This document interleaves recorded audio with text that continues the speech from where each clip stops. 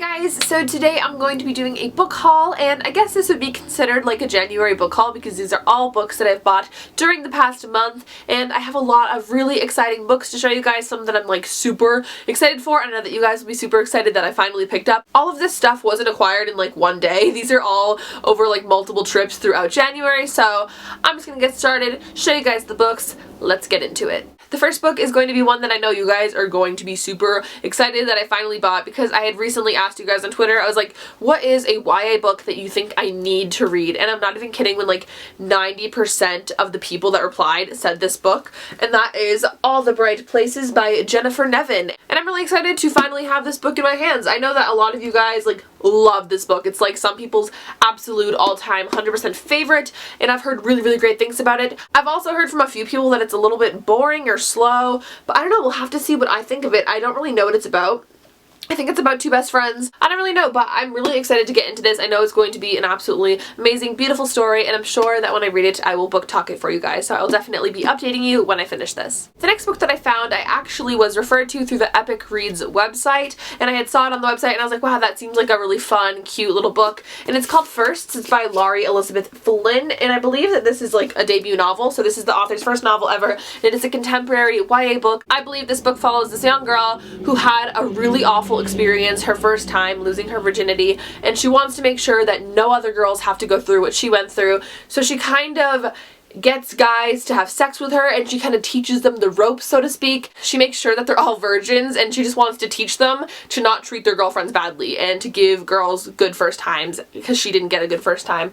And what I'm assuming is going to happen, here's a little guess. If any of you guys have read this, let me know. I think this sounds like a really interesting book, but I feel like maybe like she'll meet this guy and then she'll like fall for him. I don't know. I'm really excited for this book. I thought it sounded so fun and like something I really haven't heard of before, and so it's kind of new, so let me know if you've heard of it. I decided to trust in Epic Reads. Great website, great recommendations, and pick it up. So I'm probably going to be reading this very soon because I just finished a book today, so I might just get started with this one soon. I don't know, I'm really excited about this one. Next book I'm stoked about, and I actually made a trip to the Barnes&Noble just to get this book, and I like walked in and I was like, okay, gotta find it, and then I looked straight and there was this big stand that had all of the books on it, and I was like, oh, and that is The Siren by Kiera Cass. If you do not know, Kiera Cass wrote the Selection series, which is like a really popular YA series, and I love it so much, and The Siren just sounds like an absolutely amazing story. This book follows a girl who is a siren, which is kind of like a mermaid who like brings in the boats and like brings them out and stuff. So I'm pretty sure a siren is like a mermaid. I don't know, I could be so wrong, but like I'm pretty sure that's what it is,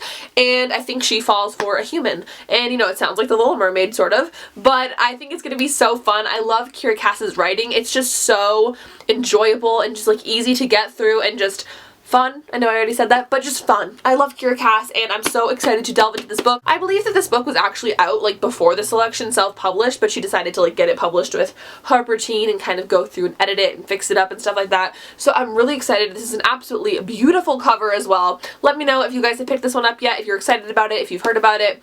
I can't wait to start it, honestly. Next book is an oldie, kind of random, but I've gotten it recommended to me a lot, and so many people are like obsessed with this series, so I kind of wanted to get into it, and that is Vampire Academy by Rochelle Mead. I know so many people have just like loved this series, so hardcore, and you know, I thought I was kind of over the whole like vampire like stage of my life, like Twilight and stuff like that. I've just been kind of into like the paranormal, sci-fi, supernatural, dystopian books lately a lot, like more so than contemporary, which is very weird for me. So I decided that while I'm on this kick, I would try picking this one up. I'm excited. I know it has a whole spin-off series, and just like so much of BookTube loves this series. So I decided that I needed to give it a go. So I'm really excited about this one as well. Next book I picked up is one that I was actually just like in Barnes&Noble, and I was browsing the shelves and I just picked it up, and I know I made it my resolution this year to like not do that and to kind of research the books that I'm gonna read before I pick them up, but I just like was so interested in this like synopsis that I just kind of bought it like on a whim, and I'm so stupid, but like hopefully it's great.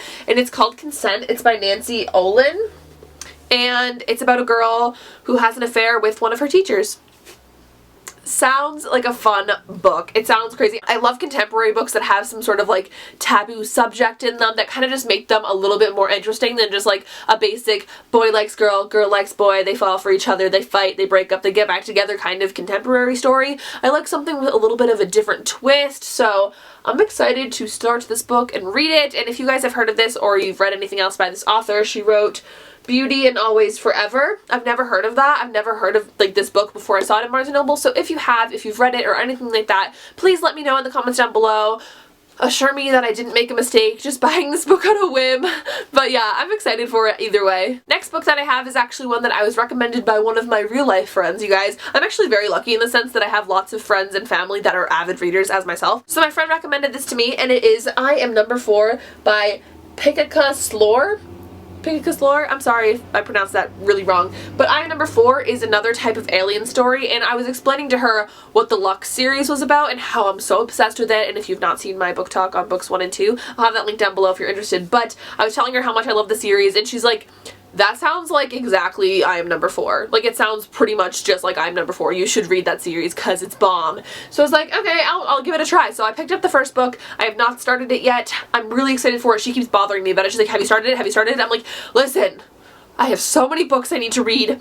Give me a second. So if you have read the series and you loved it, let me know down below. It'll probably make me read it faster, put it higher up on my TBR pile, but I am very excited about it, especially because she said it sounds like the Lux series, and I love the Lux series, so let me know down below if you have heard of this book, if you've read it, anything like that. Next book I have, I don't really know too much about, but I have seen so many people on BookTube talking about it and just loving it, and like not even recently but like in the past, and I know it's kind of an older series as well, I believe, but it's something that I thought looked kind of interesting, and that is The Program by Suzanne Young. And I know this is like a trilogy type series, so it's about suicide being an international epidemic, and then you could get into the program, the only proven course for treatment.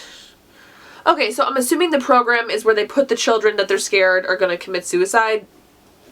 I could be like 100% wrong. If you have like a better, easier summary to give me, let me know down below. No spoilers though. But yeah, I think this sounds like a really fun book. Or not like fun, like that was a stupid word to use, but I think it sounds interesting, so I'm excited to read it. Love a good dystopian. Might as well just give it a go. The next book is another book that I just randomly found at Barnes& Noble.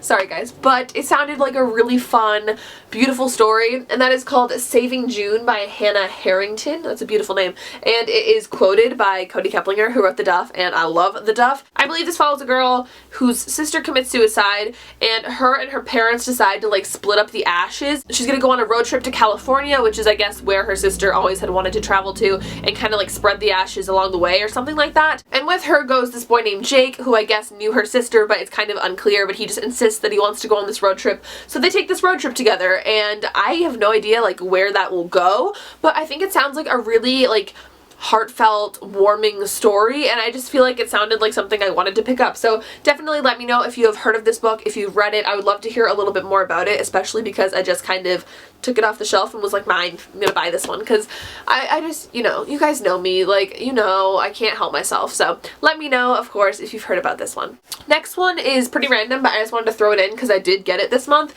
and that is Opposition, which is the 5th book in the Lux series. I also bought the bind-up of books 3 and 4, which is called Consequences, and the 2 books inside it are like Opal and something else, I don't remember, sorry, but it's the Consequences bind up, and that's in my car because I was reading it at the hair salon today, so yeah, sorry about that. But I do have this one in here. I didn't feel like going outside, it's cold out, but I do have this one. I didn't want to go outside to get the other one, but I did buy that, and I bought this because I just started reading this series this month and I love it so much, so I had to pick up the next 2 books because I'm obsessed with it. I'm currently reading it, and again, if you've not seen the book talk, it's linked down below for the first 2 books. So yeah, check that out. For this next one, I'm a little bit late on the whole bandwagon for this book, about a year late actually, and that is I Was Here by Gail Forman.